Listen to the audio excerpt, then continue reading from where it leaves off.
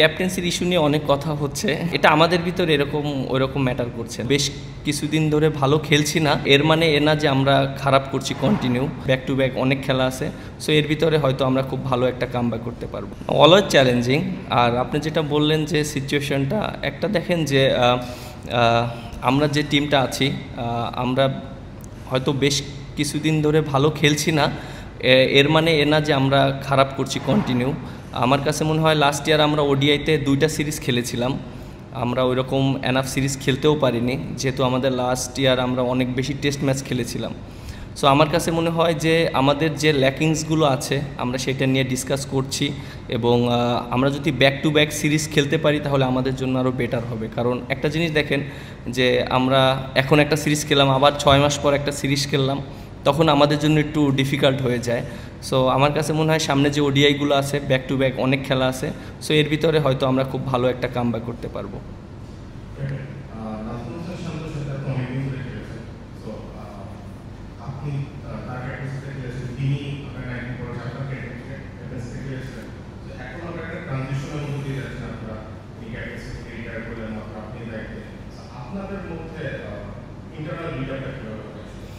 দেখেন, এই যে ক্যাপ্টেন্সির ইস্যু নিয়ে অনেক কথা হচ্ছে, অনেকে আমরা জানি যে এইটা নিয়ে অনেক বেশি ডিসকাস হচ্ছে, আর এটা আমাদের ভিতরে ওইরকম ম্যাটার করছে না।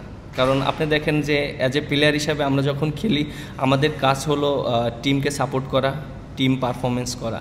এবং শান্ত যখন ক্যাপ্টেন ছিল আমি অনেক হেল্প করেছি, পারফর্ম করেছি। তারপরে আপনার এর আগে যারা ক্যাপ্টেন ছিল তারাও খেলেছে, তাদেরকেও পারফর্ম করাটা important. At the same time টিমের ভিতরে একজন ক্যাপ্টেন থাকে এবং আলটিমেটলি সবারই খেলতে হয়, এবং সবাই পারফর্ম করলে কিন্তু দেশ ভালো করে এবং টিমটার রেজাল্টটা হয়। সো আমার কাছে মনে হয় যে ক্যাপ্টেন একজনই থাকে, বাট টিমে সবাই পারফর্ম করাটা, সাপোর্ট করাটা খুব ইম্পর্টেন্ট। আর আমার ভিতরে এরকম কোনো কিছুই নেই, শান্তর ভিতরে এই জিনিসটা নেই, কারণ সবার আগে টিম বাংলাদেশ। সো আমার কাছে মনে হয় যে এইটা খুবই ইম্পর্টেন্ট।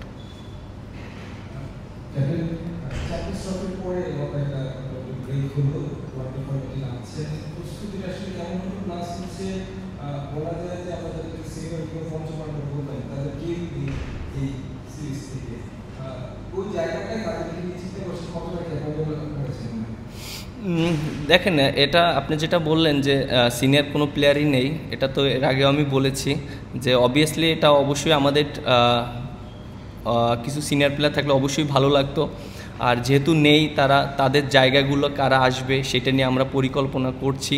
এবং এখন দেখেন যে লাস্ট যে চ্যাম্পিয়ন্স ট্রফিতে মুশফিক ভাই এবং রিয়াদ ভাই খেলেছে, সেই 2টা জায়গায় আমরা কোন প্লেয়ারদের খেলালে ভালো হবে এবং টিমের জন্য বেটারমেন্ট হবে এবং লং টাইমের জন্য আমরা চিন্তা করতে পারি, সেগুলো নিয়ে আমরা ডিসকাস করছি। এবং আশা করি 1-2টা সিরিজই এটা হবে না, এটার জন্য আমাদেরকে একটু সময় দিতে হবে, কারণ একসাথে এতগুলো সিনিয়র প্লেয়ার চলে যাওয়াতে সবার জন্য একটু ডিফিকাল্ট। সো আমরা চেষ্টা করছি যে আমাদের যে জায়গাগুলো আছে সেগুলো ডেভেলপ করার জন্য। Even at the same time আমরা যারা আছি আমরা অনেক দিন একসাথে ক্রিকেট খেলেছি, বিশেষ করে আমি বলেন, শান্ত বলেন, এবং লিটন দাস আছে, আপনার মোস্তাফিজ, তাসকিন আহমেদ, এবং আরও যারা আছে, তাহিদ হৃদয়, মানে অলমোস্ট অনেকে কিন্তু ইন্টারন্যাশনাল কেরিয়ার অনেক বছর খেলেছে, তারা জানে যে কিভাবে ইন্টারন্যাশনাল ক্রিকেটটা খেলতে হবে। সো সেই জায়গাগুলো আমার কাছে মনে হয় যে প্রিপারেশন নিয়ে ভালো করতে পারবে।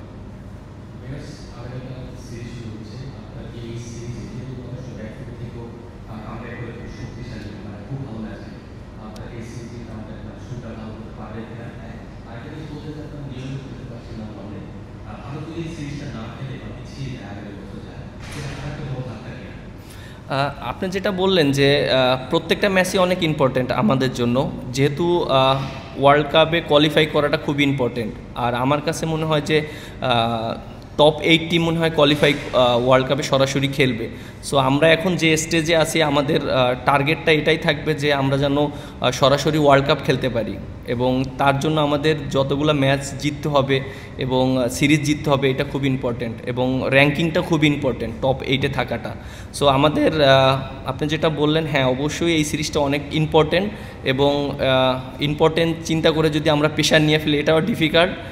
প্রত্যেকটা ম্যাচ বাই ম্যাচ আমরা চেষ্টা করব, এবং যেহেতু আমাদের সামনে আরও অনেক ওডিআই আছে ওয়ার্ল্ড কাপের আগে, সো এটা আমার কাছে মনে হয় যে স্টার্টিংটা যদি আমরা শুরুটা ভালো করতে পারি তাহলে আমাদের জন্য অনেক ইজি হয়ে যাবে, যেহেতু শ্রীলঙ্কাতে আমাদের এখানে আমরা জানি, কয়েকদিন প্র্যাকটিস করেছি কন্ডিশনটা কীরকম আছে। সো ওভারঅল আমাদের একটা ভালো একটা আইডিয়া হয়েছে।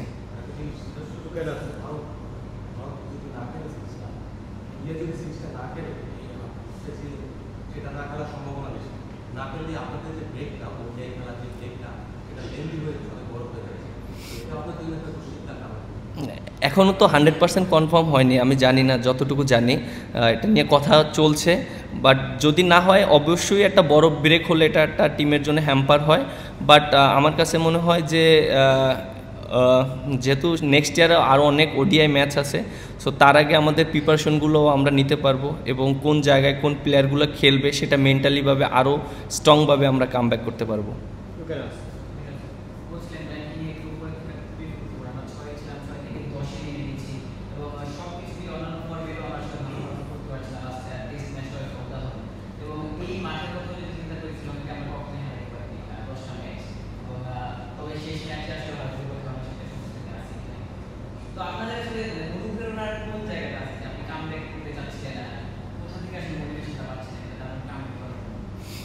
আপনি যেটা বললেন যে আমরা মোটিভেশনটা কিভাবে পাচ্ছি, আমরা যখন লাস্ট ওডিআই সিরিজটা খেলেছিলাম শ্রীলঙ্কার এগেনস্টে, তখন বাংলাদেশে হয়েছিল, সেই সিরিজটা আমরা জিতেছিলাম এবং আমরা খুব ভালো ক্রিকেট খেলেছিলাম। সো ওইটা থেকে আমাদের একটা অনেক কনফিডেন্স দিবে। আর যেহেতু প্রেমাদাসে আপনি যেটা বললেন, আমরা হয়তো ভারতের সাথে একটা ওডিআই জিতেছি, এর আগে জিততে পারিনি। আমরা এই কন্ডিশনটা সম্পর্কে জানি, আমাদের অনেকটা এক্সপিরিয়েন্স আছে। সো আমার কাছে মনে হয় সেইটা যদি কাজে লাগাতে পারি তাহলে আমরা মনে হয় খুব ভালো হবে।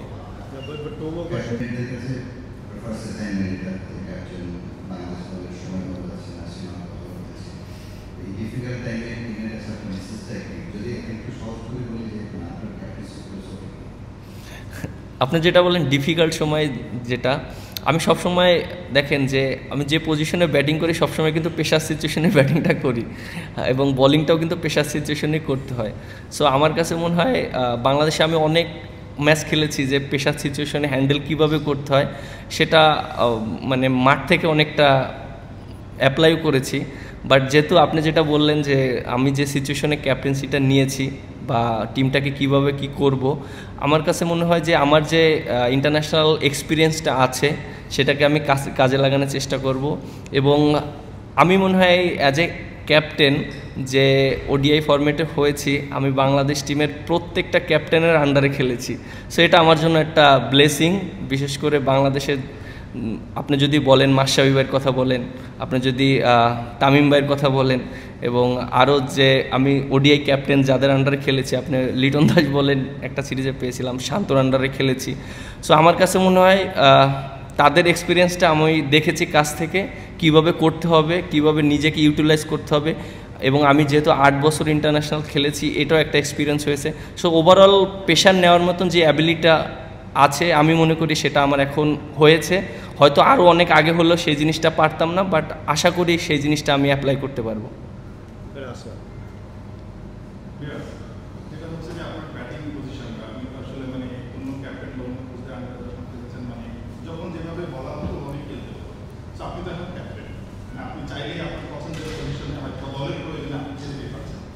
আপনি এই জায়গাটা আসলে কি চিন্তা করছেন, নিজের ব্যাটিং পজিশনটা আসলে কি হতে পারে? পাশাপাশি ওপেনিংয়ে একটা ব্যাপার আছে, যেটা তানজিদ তামিম আছেন, লিটন কুমার দাস আছেন, আবার নাইম শেখর ভালো ফর্মে, ইমনও ভালো ফর্মে। লিটনের পজিশনটা আসলে কোন জায়গায় হতে পারে নেক্সট ইলেভেনে খেলার চান্স থাকে? আপনার ব্যাটিং পজিশন আর হচ্ছে ওপেনিং প্লাস লিটনের ব্যাটিং পজিশন। দেখেন, আপনি এর আগে বলেছি যে আমরা যখন চ্যাম্পিয়ন্স ট্রফি থেকে এসেছি তারপরে আমরা কোনো ওডিআই খেলিনি, আর দুইটা ইম্পর্টেন্ট পজিশনের জায়গা কিন্তু চলে গিয়েছে এবং তারা রিটায়ার্ড নিয়ে নিয়েছে। মুশফিক ভাই এবং মাহমুদুল্লাহ রিয়াদ ভাই, তারা অনেক ইম্পর্টেন্ট প্লেয়ার ছিল টিমের জন্য। সো দুইটা জায়গা অনেক ভ্যালুয়েবল জায়গা আমার কাছে মনে হয়, এবং আমরা চেষ্টা করব ওই জায়গাটা যেন যারা এক্সপিরিয়েন্স প্লেয়ার তারা যেন ওই জায়গাটা নিতে পারে। অ্যাজ এ ক্যাপ্টেন হিসাবে আমার কাছে মনে হয় যে ওই দুইটা জায়গার একটা জায়গায় আমি ব্যাটিং করতে পারি, আর একটা জায়গায় হয়তো লিটন দাসকে খেলাতে পারি, কারণ আপনি দেখেন যে ওখান থেকে কিন্তু খেলাটাকে বানাতে হয়। সো আমার কাছে মনে হয় ওখানে যদি আমি একটা জুনিয়র প্লেয়ারকে দেই, সে কতটুকু প্রেশারটা রিলিজ করতে পারবে বা ওইভাবেই করতে পারবে, মেন্টালিটি রেডি হবে, এটা আমার কাছে একটু আরও সময় দিতে হবে। বাট ওই দায়িত্বটা যদি আমরা অ্যাজ এ সিনিয়র প্লেয়ার হিসেবে নিতে পারি এবং আমাদের ওই দায়িত্বটা নিতে হবে, সো আমার কাছে মনে হয় ওই জায়গাগুলো আমরা চিন্তা করছি এবং ব্যাটিং ওইভাবে আমরা ফোকাস দিচ্ছি।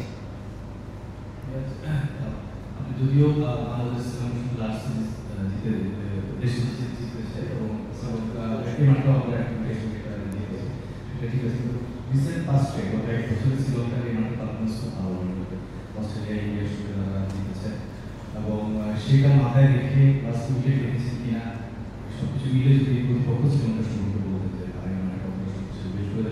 প্রথম উইকেট ম্যাচ আপনি অবশ্যই অবভিয়াসলি শ্রীলঙ্কা অনেক ভালো টিম, বিশেষ করে ওদের দেশের মাটিতে, আর ওরা এখানে অনেক ম্যাচ খেলেছে, ইন্ডিয়ার সাথে খেলেছে, আরও অনেক দেশের সাথে খেলেছে, এবং আমরা যে জিনিসটা চেষ্টা করব, অবভিয়াসলি উইকেটটা দেখেছি, আমার কাছে মনে হয় উইকেটটা অনেক ভালো উইকেট হবে, ব্যাটসম্যানদের জন্য অনেক আইডল হবে, রান করার মতন উইকেট হবে, এবং আমরা আসলে চেষ্টা করব যে এখানে রান করাটা, কারণ আমাদের বোলিং অ্যাটাকও খুব ভালো আছে, ওদেরও ব্যাটিং অ্যাটাক খুব ভালো আছে, আপনার বোলিং সাইডও অনেক ভালো।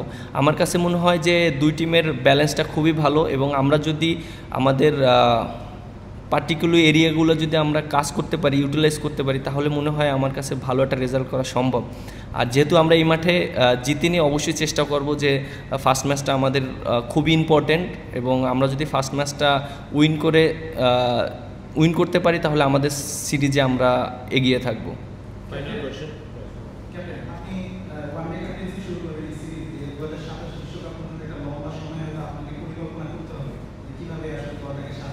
সেক্ষেত্রে এমন হতে পারে যে ধরেন সাপোজ আমি তাসকিন ভাই নাম বললাম, তাসকিনকে আপনি আপনার ওয়ানডে দিতে চাইবেন, কিন্তু এক্ষেত্রে যখন টেস্ট অধিনায়ক সেও চাচ্ছে তাসকিন, যে আবার তাসকিন যখন রেগুলার খেলবে আবার এই ইনজুরির সম্ভাবনা থাকে।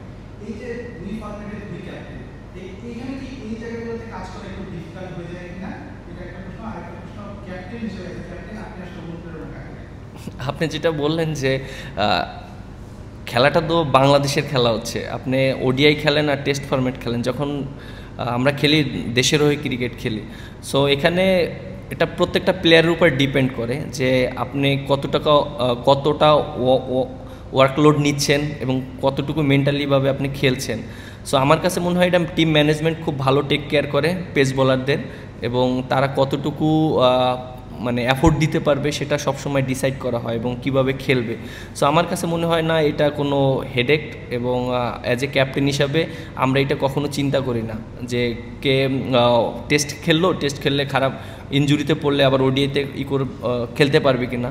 বাট আমার কাছে মনে হয় যে আমাদের ব্যাকআপও প্লেয়ার আছে, পেস বোলিং সাইডও আছে, যে কাকে কখন খেলাতে হবে না খেলাতে হবে এটা আমরা খুব ভালো মতনই জানি এবং আমরা ওইভাবে ইউটিলাইজ করার চেষ্টা করি। না, অবশ্যই ক্যাপ্টেন হিসাবে তো ফার্স্ট টার্গেট যেটা থাকবে যে টিম রেজাল্ট করানো, এবং অ্যাজ এ ক্যাপ্টেন হিসাবে আমি যেটা চাবো দলের কাছ থেকে সবাই টিমের জন্য খেলবে, এবং ইন্ডিভিজুয়ালি হয়তো অনেক সময় অনেক অর্জন হবে, আমার কাছে মনে হয় ইন্ডিভিজুয়ালি অর্জনের চেয়ে টিম ওয়াইজ খেলাটা খুব ইম্পর্টেন্ট। এই মেসেজটা সবাইকে থাকবে এবং অনুপ্রেরণাটা এটাই থাকবে আমার কাছে মনে হয়।